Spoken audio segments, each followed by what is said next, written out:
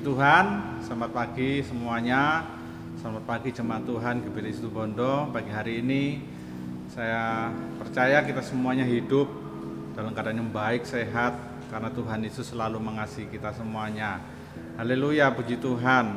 Hari ini saya akan berbicara tentang tanaman ya Bapak Saudara ya. Karena salah satu pekerjaan saya yaitu tentang bertani di sawah. Nah, pagi hari ini bahwa renungan firman Tuhan akan berbicara tentang tanaman ya. Bapak Saudara, kalau orang mau menanam padi itu, ini berbicara tentang padi di sawah Bapak Saudara ya. Salah satu usaha yang saya kerjakan. Nah, di situ saya melihat dan saya masuk ke dalam kisah-kisah firman Tuhan. Padi sebelum ditanam itu harus disemai, Bapak Saudara ya. Bibit itu direndam dan lahan disiapkan, lahan basah sudah bersih dan di situ padi ditaburkan, biji padi ya, disemai. Nah, di situ akhirnya menunggu kurang lebih 2 minggu, 20 hari, maka semaian padi itu pun dapat dicabut dan nanti akan dipindah atau ditanam ke lahan telah disiapkan oleh petani. Puji Tuhan. Tetapi di sini saya akan berbicara tentang bagaimana saya itu terheran-heran ya Bapak Saudara ya, bahwa apa yang Tuhan Yesus bicarakan tentang perumpamaan itu tetap ada hingga sampai saat hari ini Bapak Saudara ya. Dalam dunia pertanian khususnya untuk petani padi ya akan mengenal tentang istilah bahwa ada istilah padi-padian ya Bapak Saudara ya. Nah, pada waktu tanaman sudah disemai, di situ juga padi-padian ini sudah mulai muncul ya, sudah mulai ada. Dan pada waktu tanaman semaian itu dipindah ke lahan yang sudah disiapkan dan tanaman itu mulai bertumbuh. Nah, di situ juga akan timbul masalah, nanti akan terdapat tanaman lain yaitu padi-padian. Di sini padi-padian ini pada waktu masih kecil tidak kelihatan ya Bapak Saudara ya. Dia menyerupai dengan padi. Daunnya mirip 99% saya katakan mirip sekali dengan padi. Nah, tetapi dengan semakin besar tanaman padi bertumbuh dalam 1 bulan, 2 bulan, maka padi dan padi-padian ini nantinya akan semakin kelihatan perbedaannya. Kalau seorang petani yang tulen, yang sudah bekerja lama sebagai petani akan mengetahui kalau ini padi-padian. Nah, padi-padian ini sangat sulit untuk dipisahkan ya Bapak Saudara ya, karena pohon padi dan padi-padian ini biasanya menjadi satu. Biasanya padi-padian ini di akar itu ada di samping, juga ada padi-padian ini masuk pas di tengah tanaman dari padi itu sendiri. Jadi sulit untuk dipisahkan. Biasanya para petani itu hanya memotongnya, batangnya dipotong. Kalau ditarik, ya padinya juga ikut tertarik, akhirnya sama-sama mati. Nah, tetapi ini sebenarnya tidak menjadi suatu hal yang mengkhawatirkan sebagai petani. Karena apa Bapak Saudara ya? Pada waktu nanti padi akan mengeluarkan bulirnya, maka padi-padian ini juga akan mengeluarkan bulirnya. Nah, padi mengeluarkan bulirnya lama-kelamaan akan menunduk, tetapi padi-padian itu akan tinggi. Nah, itu ketemulah ini tanam padi-padian dan ini tanaman padi yang asli. Padi yang asli menunduk, padi-padian itu berdiri. Itu menjadi tempat makanannya burung atau tempatnya burung untuk menginjakkan kakinya di sana. Nah, puji Tuhan, saya cuma teringat tentang perumpamaan yang Tuhan Yesus sampaikan kepada murid-murid pada waktu itu ya. Di dalam Matius 13 ayat 24 sampai 43, di sana tentang perumpamaan tentang lalang di antara gandum. Dan juga ternyata pada hari ini tanggal 15 hari Minggu ini Bapak Gembala juga menyampaikan tadi tentang perumpamaan tentang lalang dan di antara gandum. Puji Tuhan, tentunya kita semuanya sudah mengerti cerita dari perumpamaan ilalang dan gandum, di antara gandum ya saudara ya. Ini kita baca di dalam Matius 13 ayat 24 sampai 43. Nah, renungan firman Tuhan saya beri tema tentang hikmah di balik kisah gandum dan ilalang. Puji Tuhan. Saya akan membacakan, saya loncat-loncat itu saja. Matius 13 ayat 24, Yesus membentangkan suatu perumpamaan lain lagi kepada mereka, katanya, hal kerajaan surga itu seumpama orang yang menabur benih yang baik di ladang, tetapi pada waktu semua orang tidur, datanglah musuh menaburkan benih lalang di antara gandum itu lalu pergi.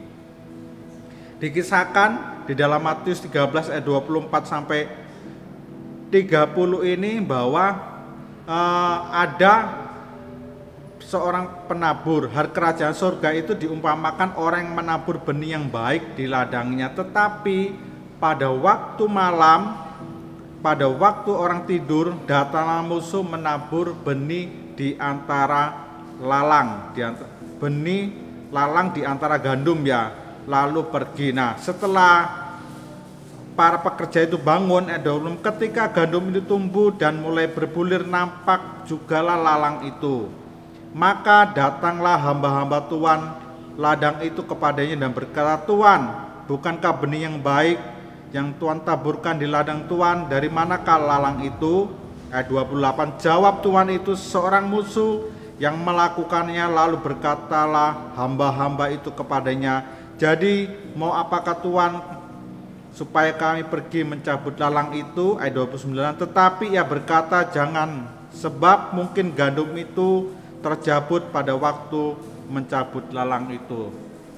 Seperti yang saya katakan tadi, kalau padi, ada padi-padian itu tidak bisa dicabut ya, karena akarnya itu menyatu. Tetapi juga di sini dikatakan bahwa Tuhan Yesus memberi perumpamaan bahwa pada waktu gandum itu masih kecil, bahwa lalang itu tidak boleh dicabut, karena kalau waktu dicabut mungkin gandum itu ikut tercabut pada waktu kamu mencabut bersama-sama, mencabut lalang itu ya Bapak Saudara, dan menyebabkan gandum itu menjadi mati.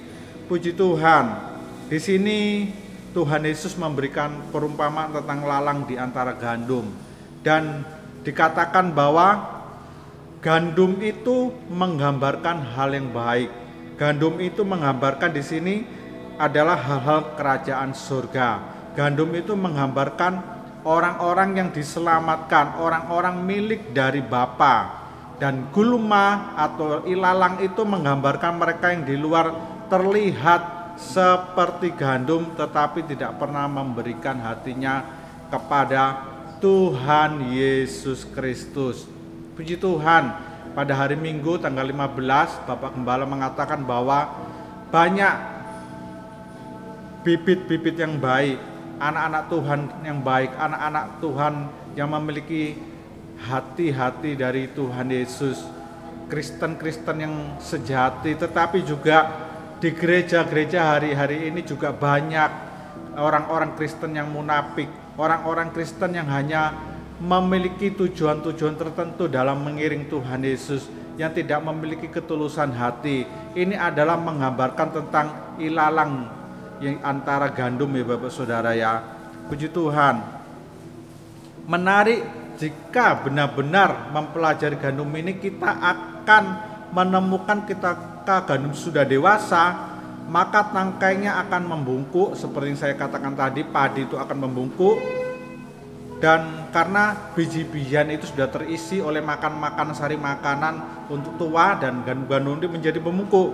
Nah, ini adalah salah satu cara yang pasti untuk mengetahui perbedaan antara gandum dan ilalang dengan melihat secara fisik ya. Puji Tuhan.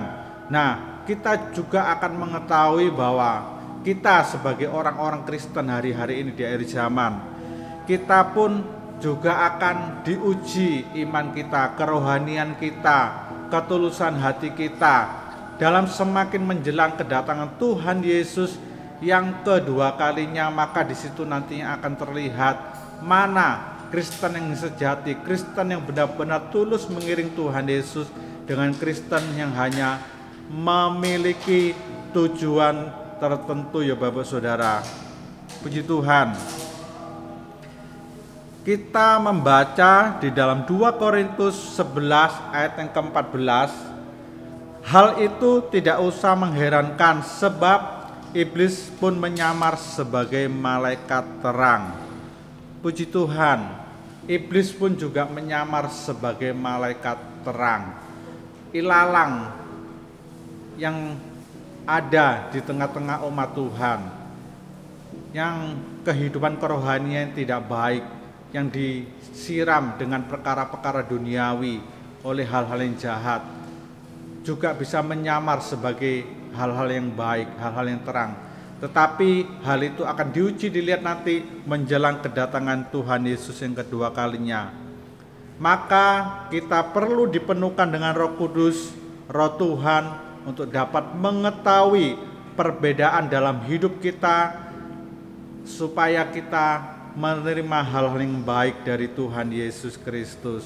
Puji Tuhan, semakin banyak firman yang disiram di dalam hidup kita, di dalam hati kita, dalam pikiran kita, dalam hati kita, juga kita akan semakin banyak menghabiskan waktu bersama-sama dengan Tuhan Yesus, dengan Roh Kudus yang memenuhi hidup kita, supaya kita melihat aktivitas dari kuasa jahat, orang-orang yang menyelinap dengan motivasi yang tidak baik di tengah-tengah kehidupan kita. Puji Tuhan.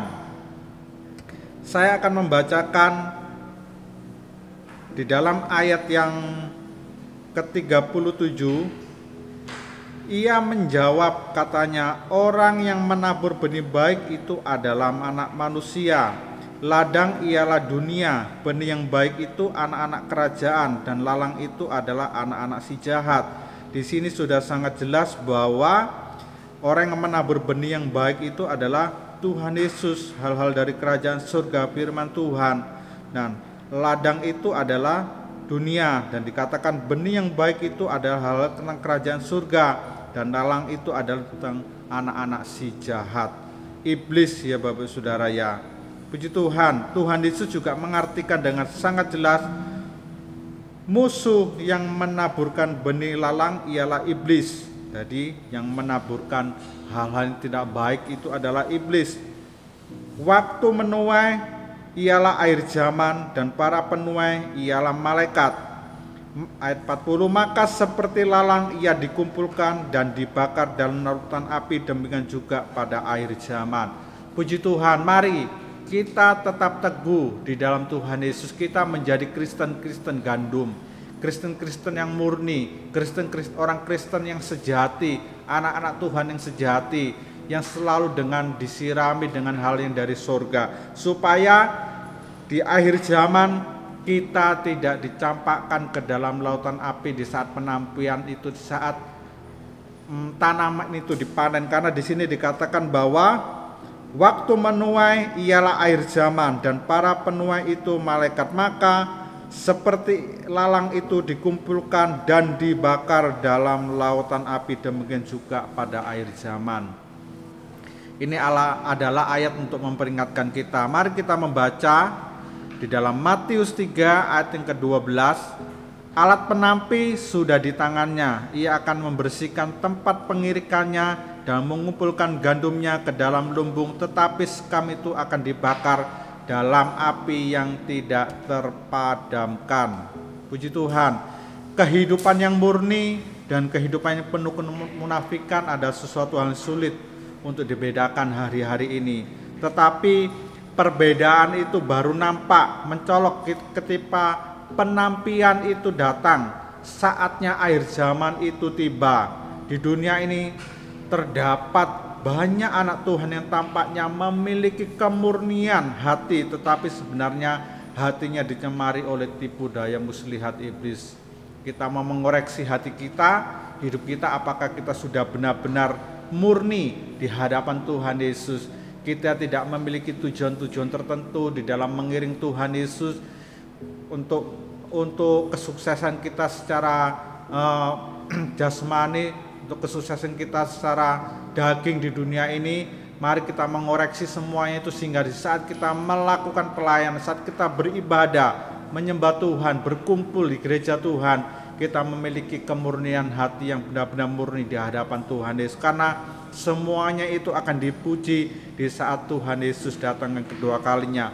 Hal yang lain yang dapat kita ketahui adalah di dalam Matius 7 ayat yang ke-20, dari buahnya lah kita akan mengenal mereka. Ada buah-buah yang kita akan lihat. Orang-orang yang murni dalam mengiring Tuhan, orang-orang yang baik, orang-orang yang berkenan di hadapan Tuhan adalah kita akan melihat buahnya. Dalam Matius 7:20 sangat jelas mengatakan bahwa buahnya lah, dalam buahnya lah kita mengenal mereka. Buah yang baik, buah yang memberkati, ada dampak-dampak yang ditimbulkan dari orang dalam mengiring Tuhan Yesus. Pastilah orang itu adalah orang-orang yang baik, orang-orang yang murni, orang-orang adalah gandum dari Tuhan yang dipersiapkan Tuhan untuk menjelang akhir zaman ini. Puji Tuhan. Mari pada hari ini kehidupan kita memiliki suatu bobot yang baik, bobot yang kuat, bobot yang berat di dalam Tuhan Yesus, sehingga kita di saat penampilan nanti kita akan masuk ke surga bersama-sama dengan Tuhan Yesus menjelang Tuhan Yesus datang yang kedua kalinya. Puji Tuhan, inilah renungan firman Tuhan yang saya dapat sampaikan pada pagi hari ini. Kiranya ini bisa memberkati kita semuanya. Selamat pagi dan selamat beraktivitas. Tuhan Yesus memberkati. Amin.